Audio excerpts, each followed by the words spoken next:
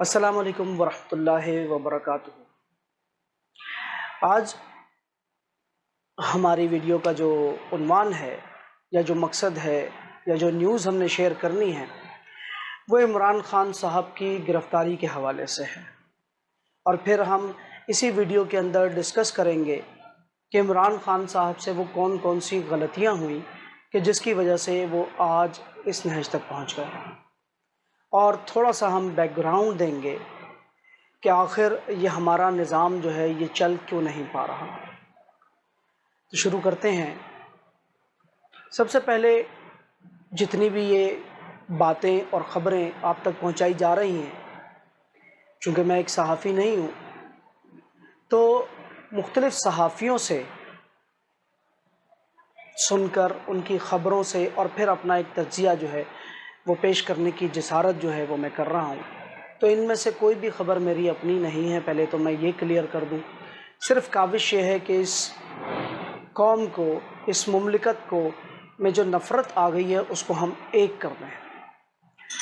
تو آتے ہیں اپنے موضوع کی طرف۔ عمران خان صاحب کو اللہ تبارک و تعالیٰ نے بہت خوش نصیب بنایا۔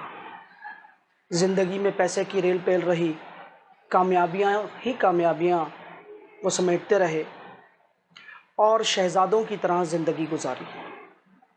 عمران خان صاحب کا مسئلہ یہ تھا کہ عمران خان صاحب غریب آدمی کے مسائل سے واقف ہی نہیں تھے، اور عمران خان صاحب کو جب ان کو مقبولیت کا بوسٹ ملا یا دلوایا گیا تو امراء کے ایک طبقے نے ان کو گھیر لیا۔ اے ٹی ایمز ان کے ارد گرد آ کر جمع ہو گئی اور بہا روپے کی بارش ہو گئی، اور پورے پاکستان میں امیر ترین طبقہ اس پارٹی کے ساتھ شامل ہونے لگا۔ یہ ایک نیچرل پروسیس ہے کہ جب مالدار مال کے اوپر قبضہ کرنے کے لیے، یعنی یہ صرف جنگ جو ہے یہ اقتدار کی جنگ تھی کہ ایک ایلیٹ کلاس سے دوسری ایلیٹ کلاس کی جنگ تھی آپس میں، اور کچھ ہمارے اسٹیبلشمنٹ کے مفادات تھے۔ چونکہ پی ایم ایل این اور پیپلز پارٹی جو ہیں وہ آپس میں چارٹر آف ڈیموکریسی کر کے وہ ایک نئی راہ اس قوم کو دے رہے تھے۔ تو ایسے وقت کے اندر عمران خان صاحب کو ایک موقع ملا، اور پھر جہاں پر بھی وہ خوش نصیب رہے، ملک کے مقبول ترین لیڈر میاں محمد نواز شریف کو نکال کر مقابلے سے باہر کر کے، کیونکہ اگر میاں محمد نواز شریف صاحب مقابلے میں ہوتے تو عمران خان صاحب کو اقتدار نہیں مل سکتا تھا، تو میاں صاحب کو اقتدار سے نکالا گیا اور عمران خان صاحب کو اقتدار کے مسند پر بٹھایا گیا۔ ہم اپنی پچھلی نشست میں یہ بات کر چکے ہیں کہ ڈالر کی بارش، یہ سب امید تھی جو سب فیل ہو گیا، اور اگر کورونا نہ آتا تو 2019 سے ہی عمران خان صاحب کے انخلا پر کام شروع ہو جاتا۔ بہرحال عمران خان صاحب نے بہت بڑی مس کیلکولیشن کی۔ انہوں نے ایک بہت بڑے پاور سیکٹر کو انڈرمائن کیا، اور جو مقبولیت کے غبارے میں ہوا بھری گئی تھی اس مقبولیت کے غبارے کو بہت اونچا اڑایا گیا، بہت ہی زیادہ اونچا اڑایا گیا۔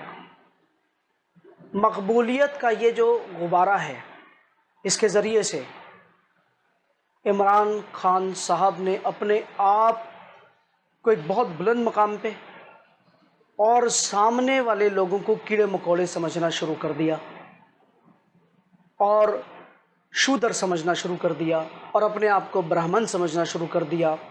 دوسروں سے ہاتھ ملانے کو، دوسروں سے بات کرنے کو توہین، اور کہا کہ میں ان چوروں سے کوئی بات نہیں کروں گا۔ بارہا ان کو یاد دلایا گیا یہ اسٹیبلشمنٹ سے بات چیت کرنے کے، اور اسی طرح سے چاہتے تھے کہ ان کو گود میں بٹھا کر دوبارہ مسند اقتدار تک بٹھا دیا جائے۔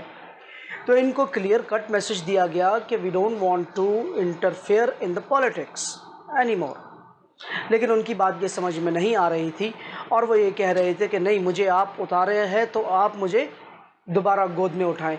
एक कहानी याद आ गई, जो कहानी जो है बहुत पुरानी कहानी है कि एक जजीरे पे एक आदमी फंस जाता है, वहाँ पर एक माजूर बूढ़ा उसको मिलता है और वो कहता है, अब जो आदमी है उसके लिए प्रॉब्लम है कि वो फल दरख्त से नहीं तोड़ सकता, तो ये बूढ़ा कहता है कि मैं माजूर हूँ, तुम मुझे अपने कंधे पर बिठा लो तो मैं जो है तुम्हें ऊपर से उतार के फल दूंगा, तुम खाते रहना।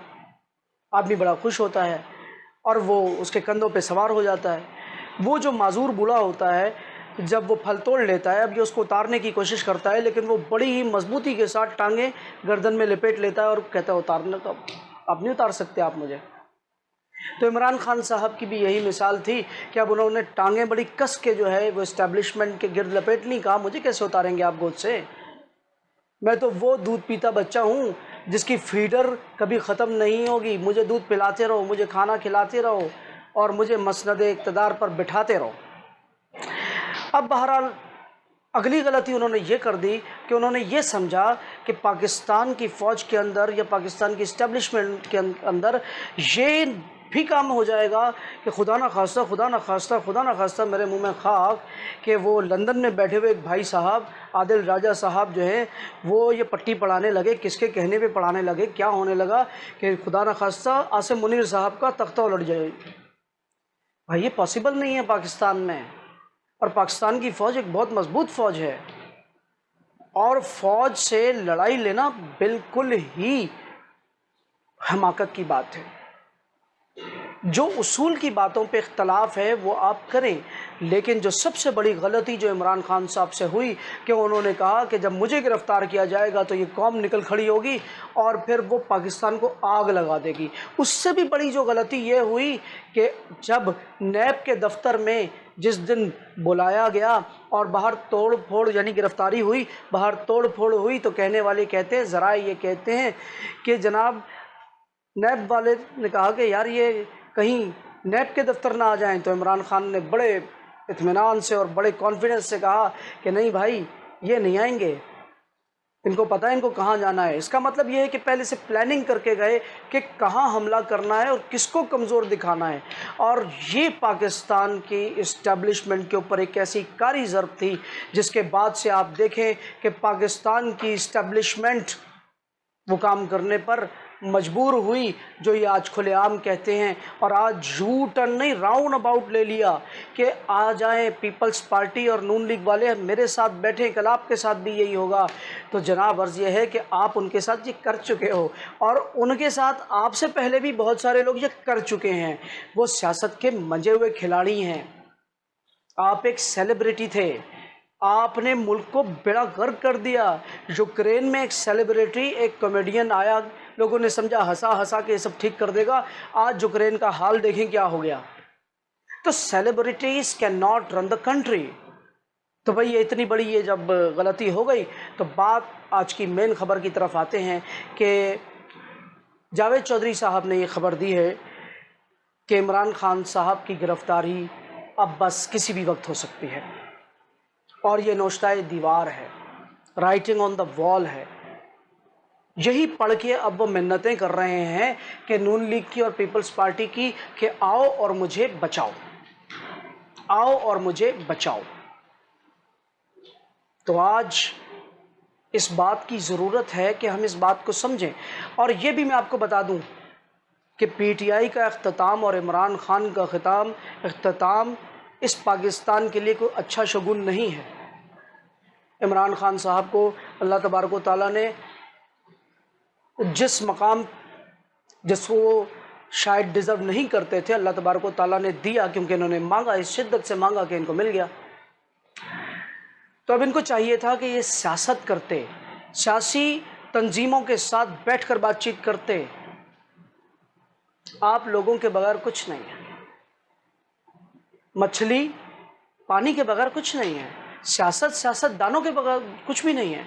सियासत करनी है तो सियासत दानों के साथ बात करनी पड़ेगी, और बातचीत ही सियासत दानों का सबसे बड़ा हथियार होता है।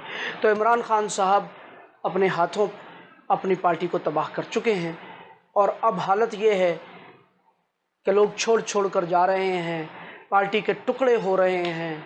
तो आप बताएं कि अब इस हालात के अंदर जो है आप कैसे आप सरवाइव करेंगे।